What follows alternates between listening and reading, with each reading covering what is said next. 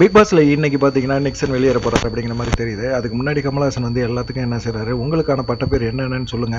நீங்க யார் யாருக்கு பட்டப்பேர் என்னென்ன வச்சிருக்கீங்க அப்படிங்கிற மாரி சொல்லுங்க. உங்களுக்கு மக்கள் என்ன பட்டப்பேர் வச்சிருக்காங்க அப்படிங்கிற மாரி நான் சொல்றேன் அப்படிங்கிற மாரிலாம் பேசுறாரு.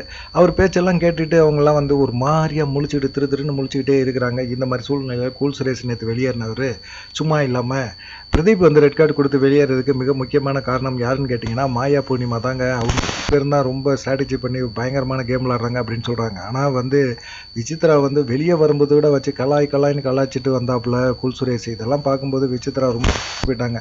இந்த மனுஷன்ட்டயாடா நம்ம இவ்வளவு நாள் பழகுனோம், பேசினோம் அப்படிங்கிற மாரி தெரிஞ்சது. நிக்சன வந்து இன்னைக்கு வெளியேத்துவாங்க அப்படிங்கிற மாரி தான் சொல்றாங்க. அப்படி வெளியேறினாரு அப்படின்னா வந்து எத்தன பேருக்கு நிக்சன் வெளியேறது புடிக்குது?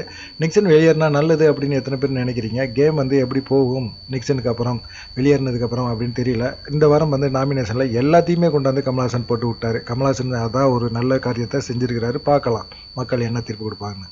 நன்றி, வணக்கம்.